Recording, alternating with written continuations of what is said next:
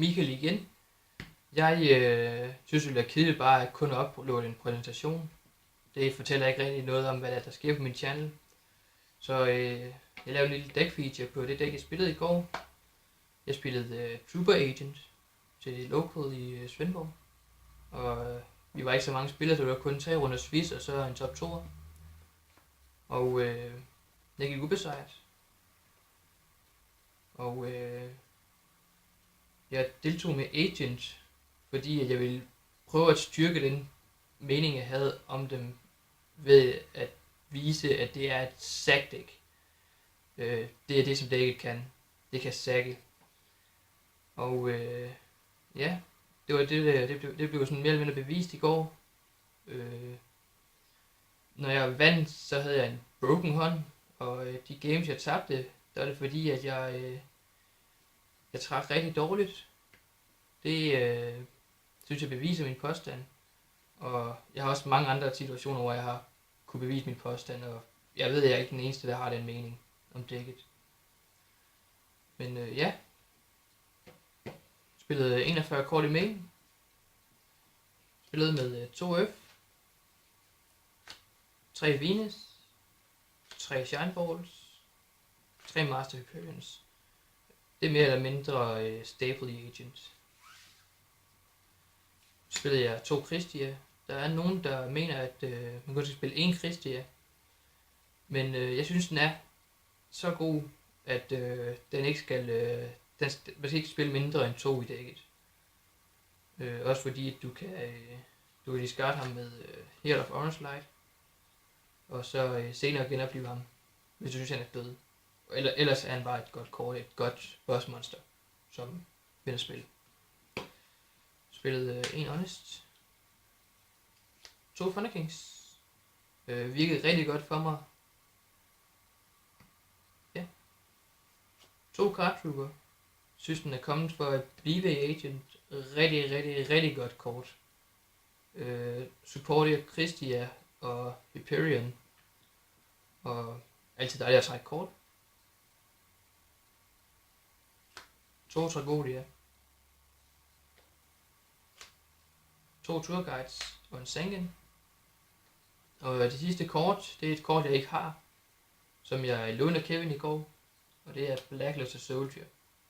Og jeg har ikke nogen planer om at skaffe den, fordi at jeg synes altid der er en sandsynlighed for, at den bliver ramt af banelisten. Og når jeg ikke spiller i et af de dæk, som jeg går og spiller til dagligt, så gider jeg ikke skaffe den. Det var Monster.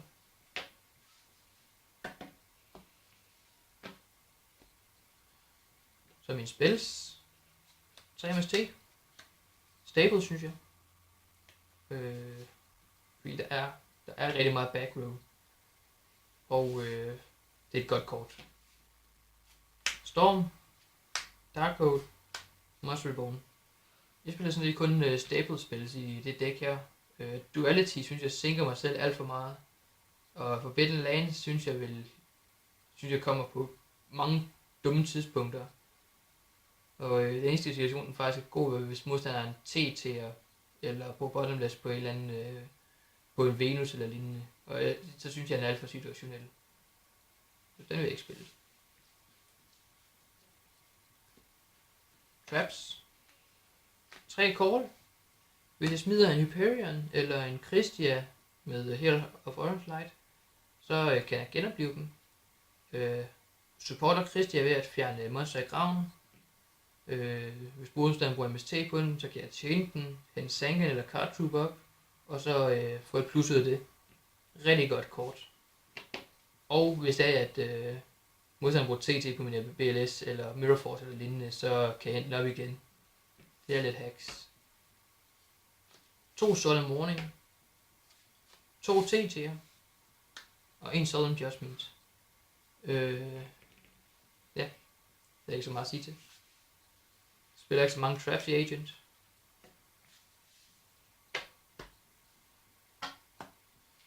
Ekstra dæk.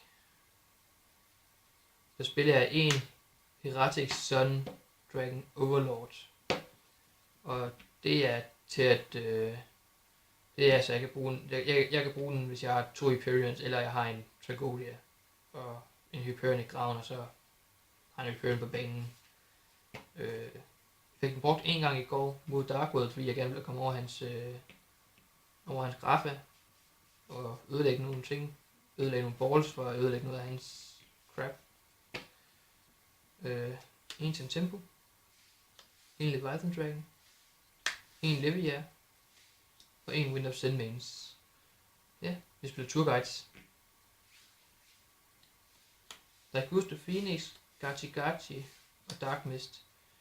Jeg synes, Daigusto Phoenix virkelig er virkelig staple i Agent Extra Deck. Der var nogen, der siger, at de ikke vil køre den.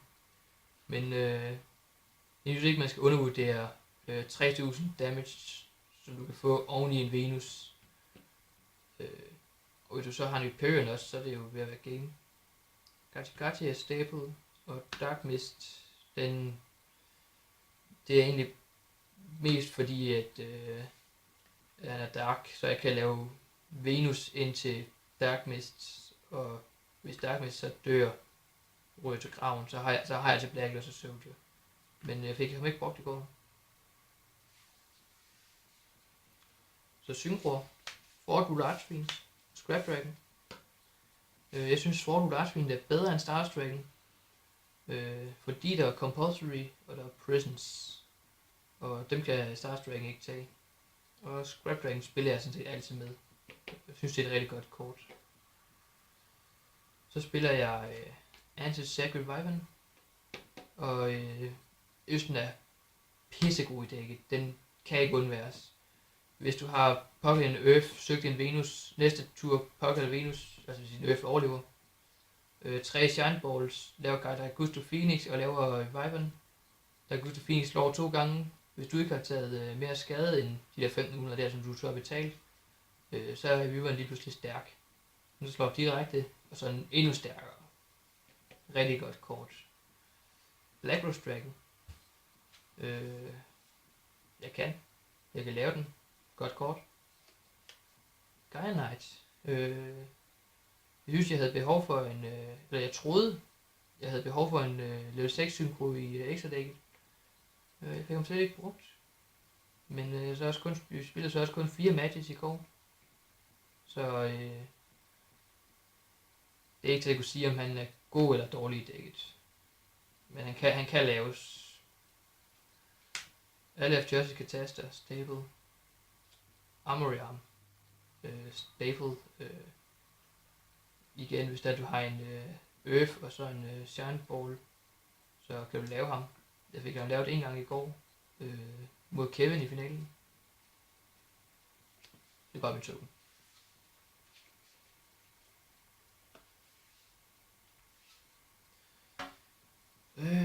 Side deck. DD Crow. Spiller altid DD Crow. En enkelt af dem. Fordi vi har en alternativ win condition spiller i Svendborg. Og så synes jeg, at den er vigtig i hvert fald bare at have en enkelt en med i side deck. For at man kunne tage ham hvis han eventuelt spiller om MTGI eller et eller andet. Fik ham ikke brugt. Og ja, vi har også Dragunity nede hos os, der kan også bruges. 2 Maxi. Jeg regnede med, at der kom Dragunity. Jeg regnede med, at der kom Agent. Og så var der mulighed for, at der kom Wind Up, som der så også kom. Kevin spillede Wind Up. Og det fik en brugt mod Kevin, og det virkede rigtig godt for mig. 2 Bandage of the Radiance. Jeg regnede med, at der kom Agent. Og jeg regnede med, at der kom Darkwood, som der så også kom. Og fik dem brugt, og de virkede sådan nogenlunde. Jeg ved ikke helt, om de var det værd. De er måske ikke så gode, når jeg ikke spiller så meget backroom. Soul Taker, for at kunne tage Beaters, for at kunne tage Elemental Hero, hvis der kommer noget af det. Fjerne Christia. Og ja, fjerne en Judgment Dragon, som jeg så fik ham brugt til. Leeching the Light. Jeg regnede med, at der kom Agent. Det gjorde der ikke. Til gengæld sejlede den ind mod Lightsworn. Træk ham godt nok ikke. 2 Royal Decree. synes jeg er vigtigt at spille i side deck, når man spiller sådan et dæk som mit. Fordi at jeg får store beaters ud, og der er decks, som der spiller heavy back row. Fik den sat ind mod Wind Up, fordi han spiller rigtig meget back row. Og så sat den ind mod Vat. 2 Ghosten Match. Jeg manglede noget på de side deck, og jeg havde ikke siddet og planlagt, hvad det var, jeg skulle på de side deck som sådan. Det meste af det er egentlig bare impuls fra min deckbox, fordi at jeg vil lige blive lidt travl. 2 Mirror Force. Jeg havde ikke plads til den i main. Det virkede rigtig godt mod Kevin. Fordi han fik den der Shark og Magician kombination, som der gør, at han spammer. Og han sad faktisk og sagde, at han ikke regnede med at bruge Mirror Force i dækket.